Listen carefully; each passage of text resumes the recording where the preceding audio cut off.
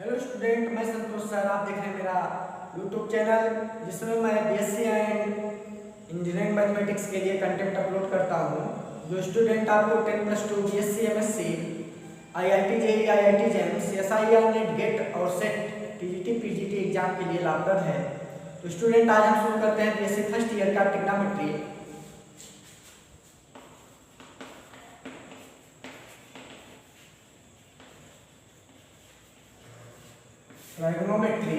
Trigonometry में हम आज शुरू करेंगे exponential and hyperbolic function of complex quantity.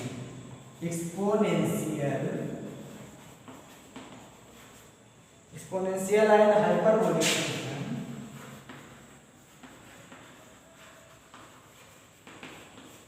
Function of complex quantity.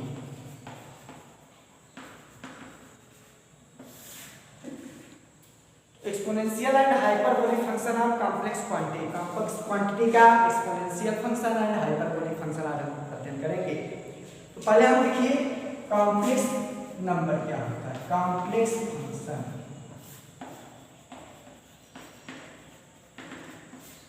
मान लीजिए आपकी value f of z equal दिया है x प्लस y।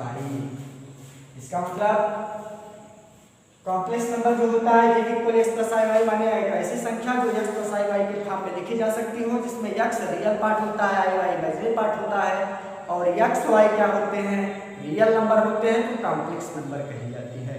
और f of z equal x plus i y लिख दिया जाए तो कॉम्प्लेक्स फंक्शन हो जाता है। तो हम इसमें एक्सपोनेंशियल ऑफ कॉम्प्लेक्स क्वांटिटी क्या होगा, तो देखिए पहले एक्सपोनेंशियल देखिए क्या होगा। Exponential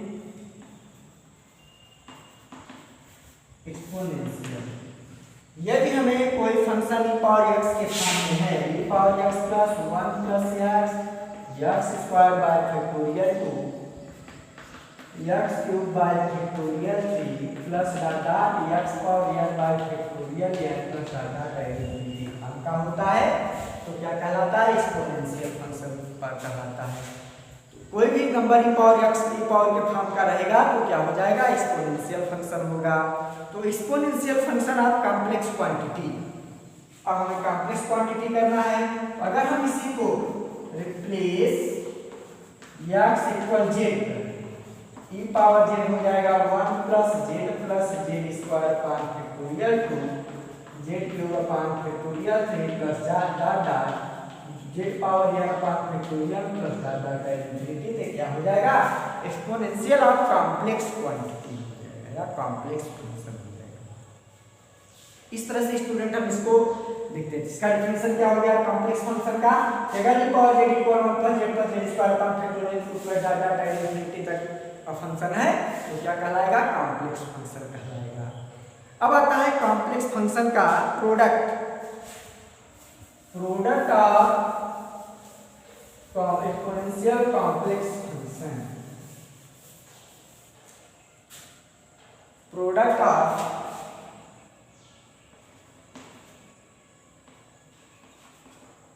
of exponential complex quantity.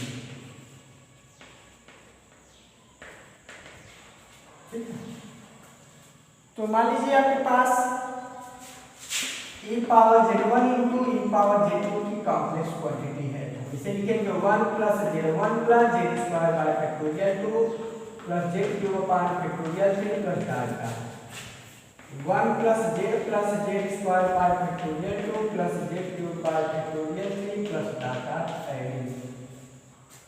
तो हम 1 का मल्टीप्लाई करेंगे, 1 प्लस देखिए 1 का मल्टीप्लाई 1 में करेंगे तो 1, फिर 1 का मल्टीप्लाई z में करेंगे तो z1 हो जाएगा, z1 यहाँ पे z2 तो फल आ जाएगा z1 plus z2।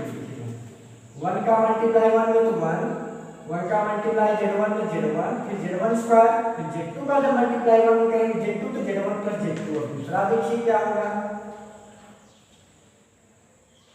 z1 square upon factorial 2, फिर देखिए z1 into z2 plus z2 square upon factorial 2 plus dot 8 n times. जब e power z1 into e power z2 लेंगे तो 1 प्लस z1 प्लस z2, यहाँ solve करेंगे 1 by factorial 2 का हम करेंगे, आएगा z1 square plus 2 z1 z2 plus z2 square plus dot 8। यहाँ पे आ गया है e power z1 into e power z2 equal आ गया 1 प्लस, अब देखिए z1 square plus 2 z1 z2 plus z2 square हो जाएगा z1 प्लस z2 का होल स्क्वायर, तो z1 प्लस z2 आ गया z1 प्लस z2 का whole square upon factorial 2 plus dot 8। तो जो एक फॉर्म हमें मिल गया e power z1 into e power z2 की value e power z1 plus z2, माने दो कॉम्प्लेक्स एक्सपोनेंशियल फंक्शन का मल्टीपल क्या होता है, एक्सपोनेंशियल कॉम्प्लेक्स फंक्शन ही होता है। अब आइए अदर इंडेक्स ऑफ लाइस का देखते हैं।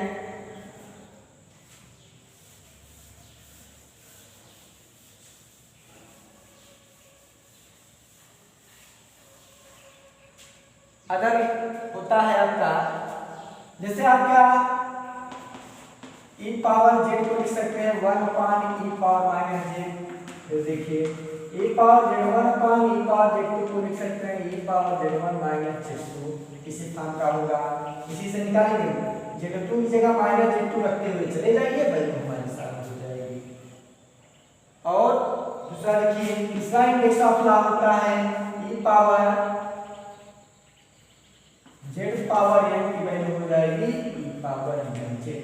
ये आपके मोस्ट इंपॉर्टेंट इंडेक्स हैं जिनका यूज आपको बीच बीच में मिलता है।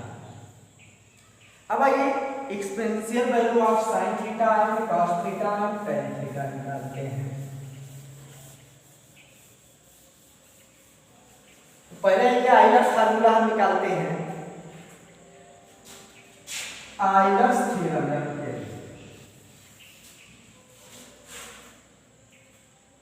Exponential value for sine theta and cos theta,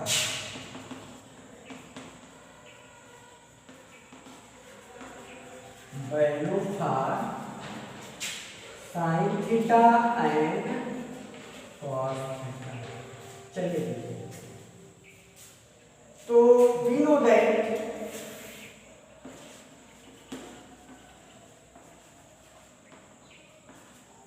e power z equal है 1 plus z plus z square by factorial 2 plus z cube by factorial 3 plus z power 4 by factorial 4 plus data addition. हम क्या करेंगे, हमें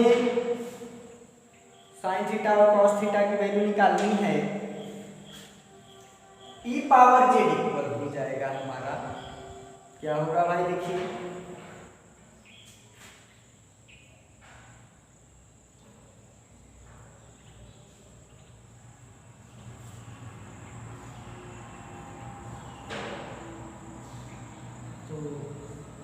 देखिए हम z की value रखेंगे आई theta, यहाँ पे e पावर आई थीटा इक्वल हो जाएगा 1 plus I theta plus I theta का whole square upon 2 factorial, I theta का whole cube upon 3 factorial, I theta का whole power 4 upon 4 factorial plus data. e power आई theta की value क्या हो जाएगी, देखिए 1 प्लस आई थीटा, यहाँ पे आई स्क्वायर माइनस हो जाएगा थीटा स्क्वायर बाय फैक्टोरियल 2, यहाँ आई क्यूब की वैल्यू होती है minus i theta cube upon factorial 3, I power 4 की value plus 1 theta power 4 upon factorial 4 plus I theta power 5 upon factorial 5 plus 5। चलिए देखिए, अब इसमें देखिए एक रियल एक इमेजिनरी, एक रियल एक इमेजिनरी हो रहा है। हम क्या करेंगे, रियल और इमेजिनरी पार्ट को सेपरेट करेंगे। e पावर आई थीटा इक्वल हो जाएगा 1 minus theta square by factorial 2 theta power 4 by factorial 4 minus data infinity plus I common करेंगे theta minus theta cube upon factorial 3, सब में sine theta I theta cube common करते जाएंगे plus यहाँ से I common और theta power 5 upon factorial 5 minus data 5। अब देखिए साइन थीटा का एक्सपोनेंशियल फार्मूला होता है, साइन थीटा का और साइन एक्स का होता है x minus x power factorial 3 plus x power 5 power factorial 5 plus minus data time infinity, और साइन cos थीटा का होता है 1 minus x square power factorial 2 plus x power 4 power factorial 4 से डाटा। तो e power i theta की value हो जाएगी cos theta plus i sin theta, equation number first. अगर हम इसी को सिमिलरली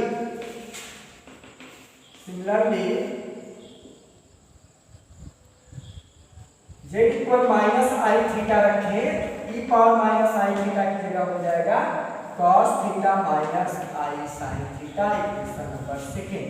इसे equation adding equation first and second, adding equation first and second, तो हो जाएगा e power I theta plus e power minus i theta. देखिए minus i sin theta plus i sin theta cancel हो जाएंगे, तो मिलेगा 2 cos theta.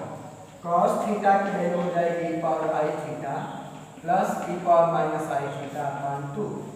Subtracting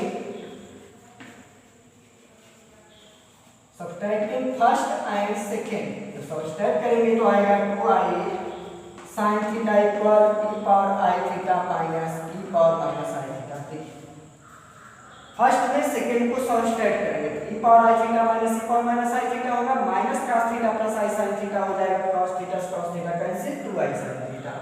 इसका मतलब sin थीटा का एक्सपोनेंशियल फार्मूला मिलेगा minus e power minus i theta upon 2i। क्या होता है सर्कुलर फंक्शन होता है। इसी तरह से tan का जब निकालेंगे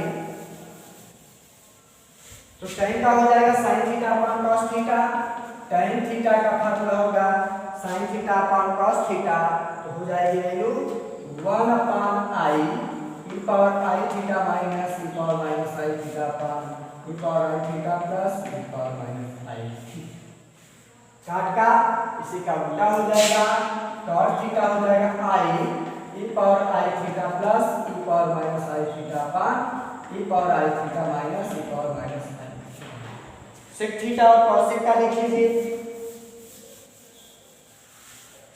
सेक थीटा हो जाएगा 2 upon e power I theta plus e power minus i theta, और cosec थीटा हो जाएगा 2i upon e power I theta minus e power minus i. इस तरह से हम क्या करेंगे, इस तरह से हम सर्कुलर फंक्शन का एक्सपोनेंशियल फंक्शन निकालते हैं। अब आ जाइए आइलर्स थ्योरम देखिए क्या होता है। आइलर्स थ्योरम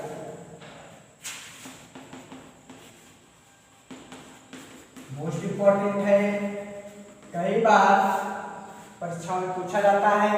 ए टॉपिक स्टूडेंट इंडिया के सभी यूनिवर्सिटी में पढ़ाई जाती है, पूर्वांचल विश्वविद्यालय, इलाहाबाद स्टेट यूनिवर्सिटी, कानपुर विश्वविद्यालय, राम मनोहर लोहिया यूनिवर्सिटी, बुंदेलखंड, महात्मा गांधी, सिद्धार्थनगर यूनिवर्सिटी, बरेली, गोरखपुर, आगरा, मेरठ, जितनी यूनिवर्सिटियां हैं तो सभी में पढ़ाई जाती है। और ऑल इंडियन यूनिवर्सिटी में भी ये टॉपिक आपको मिलता है, और एक कंपटीशन के लिए मोस्ट इंपॉर्टेंट है। अक्सर यहाँ से 1-2 क्वेश्चन हमें पूछ लिए जाते हैं सभी कॉम्पिटिटिव एग्जाम्स में। तो आइलर्स थ्योरम होता है द रिजल्ट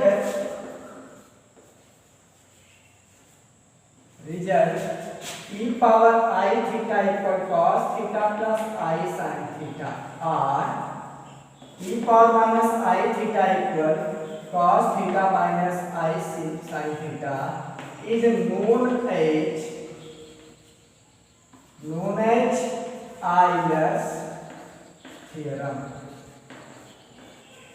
इसे को क्या कहते हैं, आइलर्स थ्योरम कहते हैं। अब इसका प्रूफ देख लीजिए स्टूडेंट। तो प्रूफ को जैसे मैंने पहले निकाला इसका उसी तरह से निकालेंगे। तो प्रूफ है we know that e power z equal 1 plus z square by factorial 2 z cube by factorial 3 plus dot add infinity।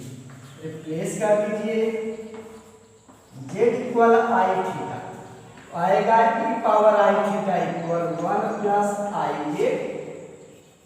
Theta plus I theta का होल स्क्वायर पान फैक्टोरियल 2 आई थीटा का होल अपान फैक्टोरियल 3 आई theta का whole power 4 upon factorial 4 plus 9। तो इसको solve करेंगे तो e power आई theta equal हो जाएगा 1 प्लस आई थीटा, यहाँ पे आई स्क्वायर की value -1 theta square by factorial, i cube की value -i theta cube upon factorial, i power 4 की value +1 theta 4 upon factorial plus theta power 5 upon i theta power 5 upon factorial 5 minus डालता है। अब इसमें दो वैल्यू होंगी, एक रियल वाली है एक इमेजिनरी है। हम क्या करेंगे, दोनों को सेपरेट करेंगे। दोनों को सेपरेट कैसे करेंगे, देखिए e पावर आई थीटा इक्वल हो जाएगा 1 minus theta square by factorial theta power 4 by factorial 4 minus data additivity plus देखिए रियल पार्ट इमेजिनरी क्या आई थीटा है, आई थीटा क्यूब है, आई थीटा पावर 5 है तो आई कॉमन करके ले जाएंगे, आएगा theta minus theta cube upon factorial 3 plus theta power 5 upon factorial 5 minus data है। तो e पावर आई थीटा की वैल्यू हो जाएगी cos theta plus i sin theta, यही आपका क्या होगा Euler's theorem, which is Euler's theorem. अब इसी को i से -i को रिप्लेस कर दें, रिप्लेस तो हो जाएगा e power -i theta equal cos theta minus i sin theta, यही आपका क्या हो गया आइलर्स थ्योरम का रिजल्ट है।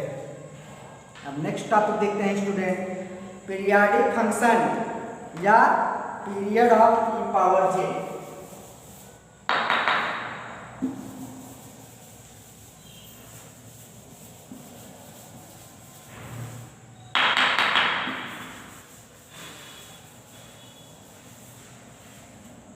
Periodic function period of e power j का पीरियड कैसे ज्ञात करना है। तो पीरियोडिक फंक्शन जब हम निकालेंगे तो देखिए पीरियोडिक फंक्शन देखिए पहले हम लेंगे e पावर z की वैल्यू, तो e पावर z इक्वल हो जाएगा e power x plus i y, यहाँ पे होगा e power x into e power i y, तो हम लिखेंगे e पावर x और e पावर आई वाई, इसका मतलब आइलर्स फार्मूला बन गया, इसे लिखेंगे cos y plus i sin y। तो देखिए e power x period cos और sin का पीरियड फर्स्ट ऑर्डिनेट्स में इक्वल होता है, जैसे मान लीजिए है एक पीरियड पूरा करने में 2 पाई, तो 2 पाई प्लस 1 क्या होता है पॉजिटिव वैल्यू होती है, यहाँ पे लिखेंगे 2 cos 2 pi plus 2y plus i sin 2 pi plus y, cos 2 pi plus y cos y plus i sin 2 pi y sin y। फिर इसको आइलर्स में कन्वर्ट करेंगे e power x into e power 2 pi plus y यहाँ पे आई, तो इसको solve करेंगे तो e power x in plus 2 pi I plus i Y, इसको लिखेंगे e power x plus i Y plus 2 पाई आई, आ गया e पावर z प्लस 2 पाई आई। इसका मतलब है कि e पावर z का जो पीरियड होता है 2 पाई आई होता है। तो e power z is periodic function of e period, hence e power z hence e power z is periodic function